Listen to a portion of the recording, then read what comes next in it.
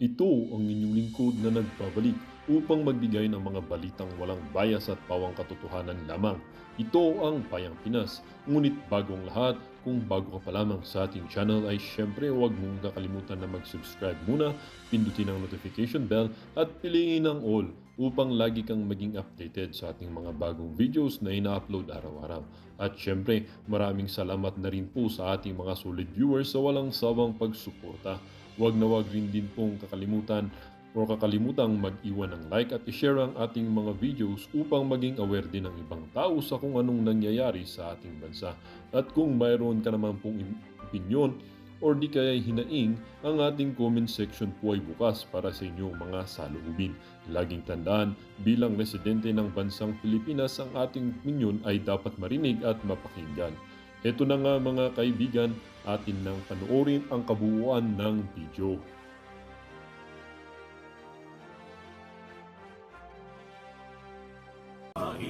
Sa wika ay nabudol tayong lahat, kaya tuloy ngayon haharapin natin masama na kinabukasan. Isigaw natin sa buong mundo, nabudol ang Pilipino. Nabudol, nabudol, nabudol ang Pilipino. Nabudol, nabudol, nabudol ang Pilipino. Mga adik at mga kriminal, nagkakaisa silang lahat. Ang kaban ng bayan ay ninanakaw, masama yan sa kaunlaran. Isigaw natin sa buong mundo, nabudol ang Pilipino. Wag na wag iboto ang mga kandidato nang nambudol sa Pilipino. Tanggalin na natin ang isang pangulong nang budol sa Pilipinas. Alright, nabudol tayong lahat mga palangga. Uy, wala. Okay, talagang gusto talagang mag-play ng Nabudol ang Pilipino. Siyempre, babati mo ng aking alindog. Ayan, meron na tayong lighting. Alright, and I feel great today, mga palangga. Hi, Miss Charity Elvinia, Ma'am Sarah Zerzoro, ayan, ang Guardia Civil ko. Si Ma'am Linda Abued, ayan. Si Remy Maydal, how are you, my darling? Kumusta kayong lahat? So ngayon ang pag-uusapan natin, ano bang title natin? Party-party, bagong nabudol na mga bayani ng Pilipinas at walang gutom kitchen ni Liza Tanas. Talaga naman nagpapaniwala pa ba kayo sa mga budol-budol na mga eksena ng gobyerno ni Bangag? Mga palangga, alam niyo nakaka-rimarim. Dati nag-comment si Ma'am Christine Wilson. Nakakarimarim ang mga pangbubudol ng gobyernong ito. Bakit kamo? Mga kababayan, ang eksena kahapon o the other day, ay nag-launch itong tingnan natin yung, nag-launch ang DSWD ng proyekto patungkol nga dito sa walang gutom, diba? And the kagutuman. Remember this issue? Ay, teka, ito. Ayan, DSWD launches Walang Gutom Kitchen versus Involuntary Hunger Food Wastage. Okay? Basahin ko muna bago ako mag-react ang aking nga bells, darling. Department of Social Welfare and Development Secretary Gatchalian on Monday, December 16, led the launching of Walang Gutom Kitchen, the agency's latest innovative program against involuntary hunger and food wastage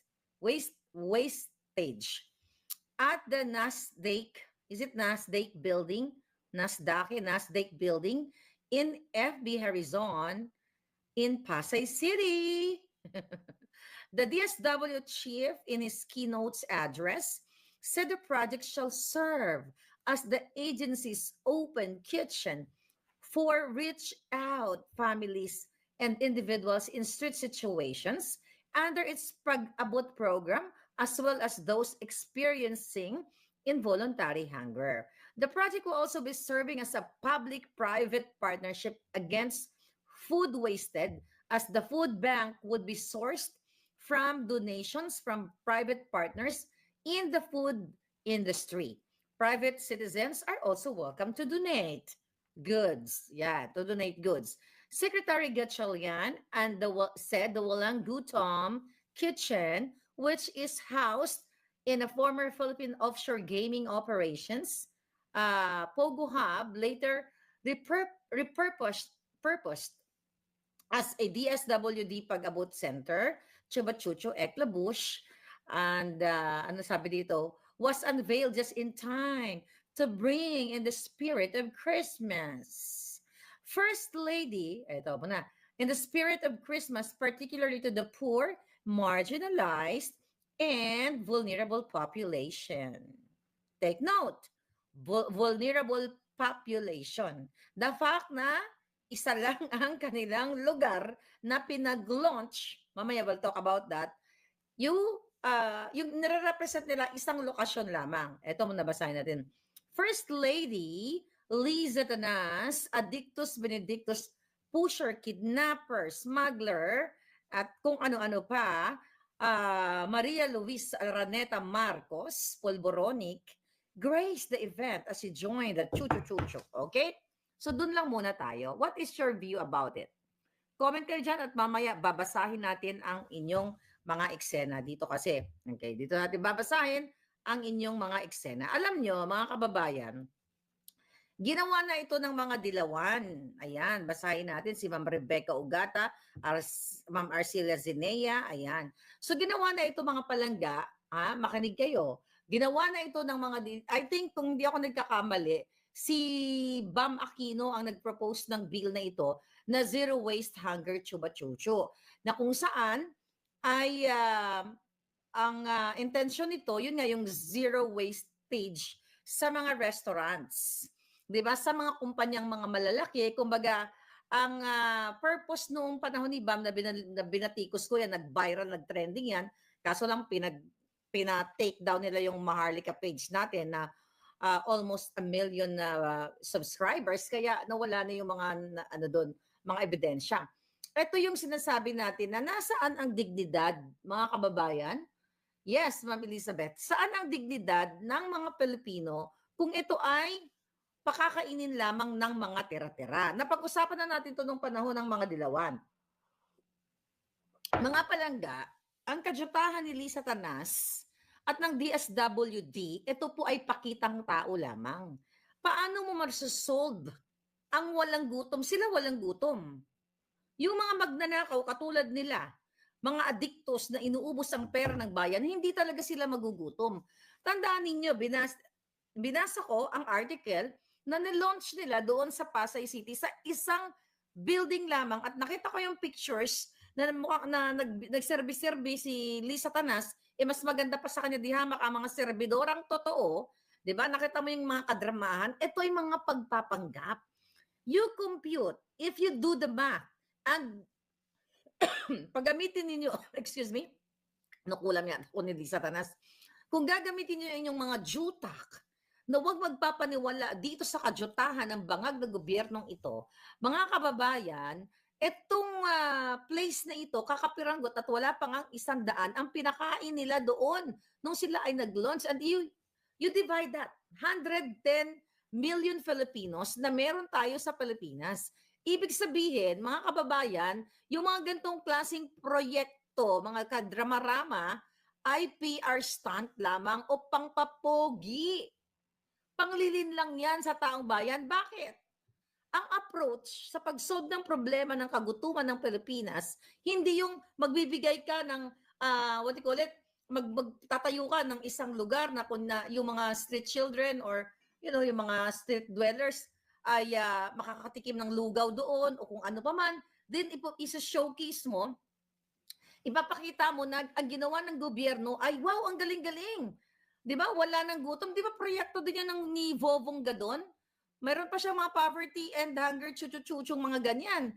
'di ba, nire-replicate ng nila, duplicate ang mga kadyutahan nilang mga walang kasusta-sustansya na mga proyekto. Ito ay mga pangbangag lamang, Ma'am Baby Rhoda Vlog at Ma'am Christine Wilson. Ito ay mga pangbangag lamang na pilit, na ginagamitan kayo ng taktika. Pero for sure, di naman kayo naniniwala doon, di ba? Ang problema ng kagutuman sa Pilipinas ay malala, malupit. Bakit malala?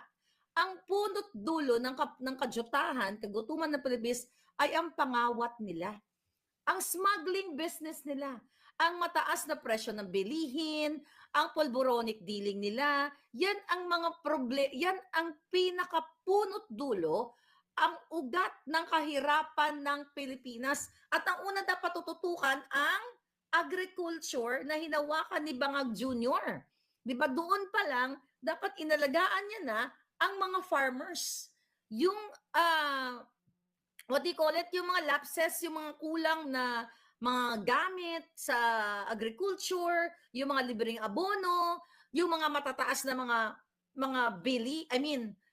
mataas na bilihin, and also walang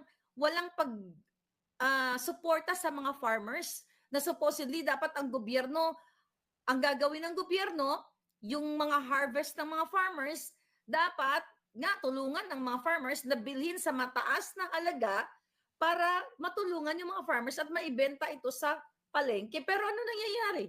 Recently, nakita nyo ang mga repolyo, ang mga sibuyas, tinapon lang ng mga kapalangga nating mga Ilocano. Remember that? Bakit nila tinapon? Kasi walang support yung gobyerno. Walang bumili sa kanilang mga produkto. So talagang pinagtatapunan nila. So hindi itong solusyon ng kadyutahan ni Lisa at ni Pinky Romualdez na magpakain lang ng 100 tao, putrag ang ina nila, tapos sasabihin nila, ito yung approach nila na walang gutom kitchen, tapos ngayon ang papakain pa doon mga tira-tira. So lalo nilang nadidegrade mga palangga, lalo nilang pinabababa ang inyong dignidad. Wala na nga dignidad eh. Diba? Ito yung mga dapat gagawin. Alagaan yung mga farmers. Kung gusto nilang matapos ng kagutuman at kahirapan, mga palangga, suportahan ni Bangag ang agriculture. Pero bakit niya susuportahan? Ang sinusuportahan niya mga hoarders at mga smugglers. Yan ang katotohanan dyan, mga palangga. Kaya ito mga kadramahan, kadyutahan, mga kitchen eklabos ni Lisa, pasilbi-silbi, ang galing-galing naman ni Lisa Pusher, naghawak ng tray, nagbigay-bigay ng pagkain sa mga mahirap, pero ang totoo niyan, diring-diri siya sa mga mahihirap. Yan ang katotohanan niyang palangga. So itong mga kaletsyahan nila, paulit-ulit na lang, na kunwari, sila ay concerned sa inyo. Kasi kung seryoso talaga itong bangag na administrasyon na ito, mga palangga, hindi ganito. Ang tanong pa nga dyan yung pondo na nilagay dun sa mga pakain nila kahapon, ilang milyon kaya yun? Diba? Na galing sa DSWD. Na hindi naman supposedly i-allocate yung budget na yun. Hindi natin alam na nagbumili lang sila. Baka ang nagastos na nila 20,000 pesos dun sa mga pagkapagkain na yun. Kasi walang transparency sa gobyernong ito. Tapos yung pala, 20 million ang binudget nila dito kahapon. Imagine mo, we're just, ang tawag dito, nagsiset lang tayo ng example dito, na baka 20,000 lang ang pinabili nilang mga pagkain doon kahapon, pero 20 million pala yung budget. Di ba? So yan yung mga sinasabi natin mga palangga. Kaya instead na magkadyutahang mga kitchen dito, solusyonan nila ang korupsyon. Tapusin nila yung pagnanakaw nila. Huwag silang magnakaw. Well, hindi na nga natin may wawala yan. Huwag silang magnakaw, huwag nilang palaganapin ang drogay o pulboronic cartel. Yan ang problema sa Pilipinas, mga kababayan. Ulit-ulitin natin, magsimula sa mga magsasaka ang kanilang susuportahan. Yes, Sia Sanpay and Joel Villanueva, ikaw ba ang artist, senador? Oo, may nakita kong mobile kitchen, sabi ni Joel. Excuse me, Barkadahan for FM. So ngayon mga palangga, sabi nga natin, ito ay isang band-aid solution. Ito ay pagpapanggap, talagang kunwari, kayo ay concerned sila. Imagine mo, ito ay, ang mga ipapakain dito, mga tira-tira nga sa restaurant. Idodonate ng mga malls o restaurant yung mga tirang pagkain at yung mga near expiry. Ibig sabihin, malapit na mabulok. Siyempre, kung ikaw naman ay street dweller, kasi wala kang kinakain, talaga naman kakain ka ng near expiry o kahit expired na. Nakita ninyo? So itong kitchen na ito ay lahat ay pagpapanggap. Kasi kung gusto nila kayong bigyan ng dignidad, number 1, trabaho ang ibibigay nila sa'yo. Livelihood program. Yan yung sinasabi natin na kung nagfa-function ang gobyerno ni Bangag at hindi sila Bangag, makakapag-isip sila ng proyekto, hindi lang dyan sa Harrison Plaza na yan, nakakapiranggot na opisina, whole nation approach. Di ba naririnig nyo yan? Hindi yung Harrison Street approach lang. Wala pa 100 yung pinakain nila doon. Nag-picture-picture sila, nag-drama-drama sila. Paano naman yung mga nagugutom sa Luzon, Visayas, Mindanao?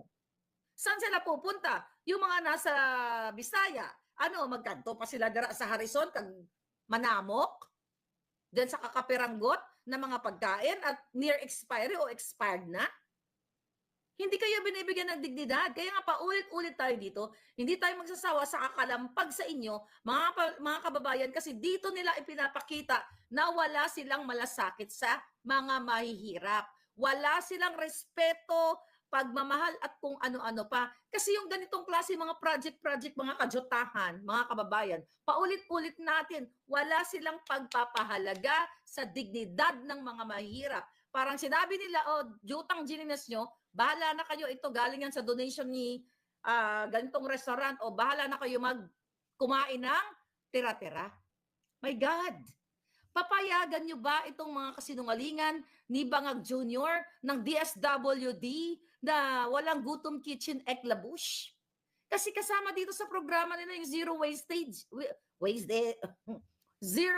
wastage na pinroyekto din ng mga Dilawan. Kaya Dilawan-Pulawan equals Bangagan. Even yung mga tayo noon na mga nabudol, nagalit tayo sa mga Dilawan. Bakit yung pakakainin ng tira-tira yung mga Pilipino? Bakit hindi nyo bigyan ng trabaho? Diba? Talagang wala nga, sabi ko nga sa inyo mga palangga, paulit-ulit, ang angabels natin dito, napapagod tayo, pero ito ang landas na gusto ni Lisa. Pagpapaniwalain kayo, sabi ninyo, this is a band-aid solution. Stunt nga lang. PR stunt, pagpapapugi, pagdadrama, dadada. Sustainable ba yan? Paano kung, another thing, hindi mo alam, meron ba silang sinabi doon sa report? Wala. Nung binasa ko, meron ba, ano ang tawag dyan? Meron bang regulation na yung magdodonate, may mag-make sure ba na yung pagkain ay hindi na-contaminate? Kasi yung mga tira-tirang pagkain na yan sa restaurant, ako nagtrabaho ako sa restaurant, di ba? Yung iba dyan talagang, hindi na siya wala na siya sa tamang standard. Mga bahaw na, tira na, yung tira na, galo-alo na minsan yan. Kasi ang tingin nga sa inyo is mga pusali. Ang tingin sa inyo ay wala naman kayong kwentang sa lipunan. Kayong mga mahihirap. Kaya tama na, sabi ni Lisa Tanas, ng DSWD at ng bangag na gobyernong ito, ay talaga namang makontento na kayo dito sa tira-tira na ito. Sabi ko nga sa inyo mga palangga, ang ugat ng problema ng Pilipinas ay napakalala. Saan dapat sisimulan ng gobyerno ang mga maaayos na proyekto? Number 1 yung PhilHealth na yan. Yung mga taong bayan, dapat i-ensure na sila ay healthy. Paano kayo maging healthy? Ayaw bigyan ng budget ang PhilHealth kasi daw meron pang reserve, which is unconstitutional. Ang dami ng mga magagaling na nagpaliwanag dyan, at even na mag-Google ka tulad ni Dan Fernandez, na ang PhilHealth budget, okay, every year ay constitutional. Nakasaad dyan sa konstitusyon na dapat budgetan yan. O ano ngayon? Diyan dapat nagsisimula kung gusto nilang pangalagaan ang mga Pilipino ng zero chuchong gutom na ito. Ang Pilipino kapag walang sakit, kapag naalagaan ang kanilang health, ano ibig sabihin nun? Magpa-function yung katawan mo. Pwede kang magtrabaho, kung malnourished ka, may sakit ka, may problema ka sa baga o kung ano man, cancer o whatever, hindi ka binibigyan ng tamang kalingan ng gobyerno, tatadal, magiging gutom ka talaga. Kasi hindi wala ka ng kakayahan magtrabaho eh. Kung binalaan lahat ng pera, ng budget, dyan sa PhilHealth na sinasabi nilang sobra-sobra, tangay na, sobra-sobra yung pera ng PhilHealth. Pero ang daming may mga sakit na nagkandamatay na lang dahil hindi nabibigyan ng kalinga na nakalagay dyan sa batas na yan, na yung universal health na yan. Alright? Na batas na yan, na may pera ka o wala, indigent ka, purdoy ka, ay meron kang constitutional rights na magpagamot sa mga pampubliko, even private hospital, dahil ang magbabayad ay ang institusyon. Sino ang institusyon? Ang gobyerno, ang PhilHealth. So kung gusto talaga nila maibsan ng kagutuman, kasama yan. And another thing, dito sa zero waste na to, zero wastage, bulol si Lola. Dito sa kanilang programa para daw zero waste ang mga restaurant. Sabi ko nga kanina, inisip ba nila ng mga bangag na to? Wala silang isip. Yung health concern ng mga kakain ito, hindi ba porket pulubi na lang ito? Ito mga taong ito, porket nagugutom, hainan nyo na lang ng tira-tira? Paano masisiguro kung ito ay safe na kainin, itong mga tira-tira na ito? Paulit-ulit na lang ito mga palangga. Ito bang solusyon? Solusyon ng kagutuman, tira-tira ng restaurant. Parang maganda yung logo. Solusyon ng solusyon ng kagutuman, tira-tira sa restaurant. Parang nakabuo tayo ng kanta, di ba? Ito mga palangga, ang tinatawag na propagandang walang kwenta. Okay, si Marga M, ayan, si PH in Norway. Shout out, Lisa, may Christmas feeding ako bukas. 200 children, baka gusto mong sumama. Ha, ha, ha. Sabi ni PH in Norway. Oy, good for you palangga. Thank you so much. So ito po mga kababayan, kung may nakikinig po sa akin, diyan sa probinsya, sa tricycle, sa jeep, ang tawag dito sa ginagawa ni Lisa Tanas at gobyerno ni Bangagag, propaganda. Ito ay propagandang walang kwenta. Propagandang pangbangag. Imagine mo, ipagmamalaki, balita ng mga buwaka ng inang mga kasinungalingang mainstream media, nag-launch ng ganitong tubang walang gutom kitchen. Wala pa 100 yung pinakain. Mabuti pa nga si PH Norway, 200 na mga bata o mga bata ba palangga, pamilya, ang iyong pakakainin. Begawar, Arcelia Zinea, thank you. Ma'am Rebecca Ogata. Diba? Propaganda ito na walang katuturan.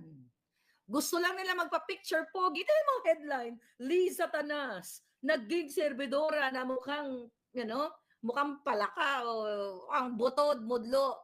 My God, masasabi lang nila na ay may ginawa sila in the spirit of Christmas, chuchu-chuchu. My God, ang tanong ko sa inyo, di ba?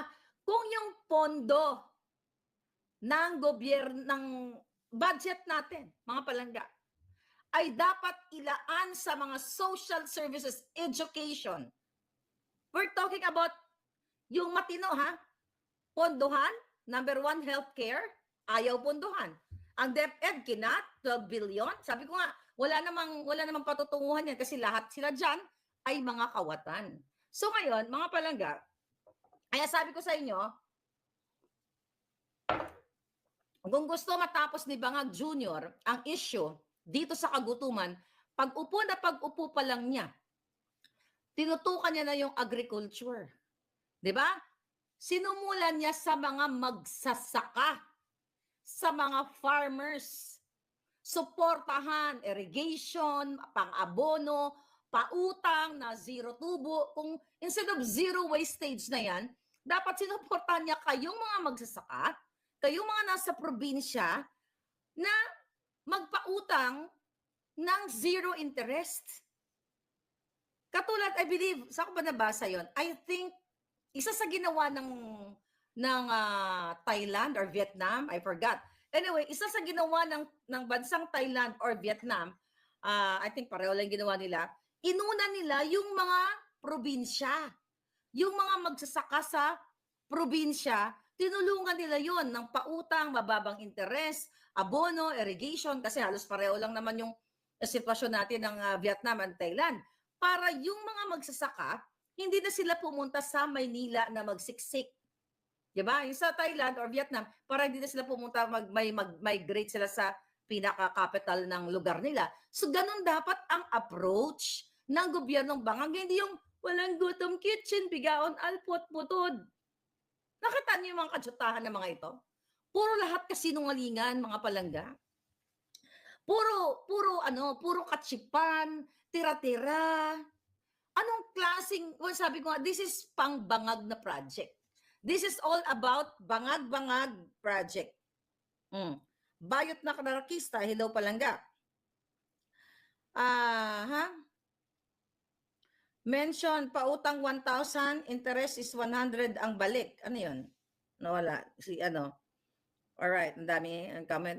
Ma'am Vivian, Vietnam Fair Lady, maganda ang palakad ng gobyerno. Oh, Vietnam and Thailand. Tingnan mo ang Thailand dito, di ba? Sinabi ko sa inyo, nalulungkot ako every time na pumunta ako sa mga tindahan, ano ang nakikita natin na mga even kayo dyan sa ibang bansa, anong bigas ang nakikita nyo? Kadalasan made in Thailand.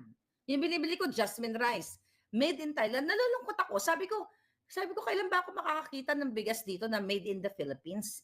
And the fact na yung Thailand at Vietnam, di ba, ang mga yan ay nag-aral dyan sa iri-iri na yan. Di ba? Sa UP Los Baños, yan ang mga sinasabi ni Bangag noon. Na ang ating mga kapitbahay na bansa ay nag-aral lang sa atin. Pero dahil hindi corrupt ang gobyerno nila, hindi magnanakaw, kawatan mula baba hanggang taas, nagkaroon ng improvement ang kanilang bansa. Kaya dapat talaga may bitay sa lahat ng mga kawatan para ma-improve ang bayan natin, para maibsan itong itong kagutuman na ito, mga palangga.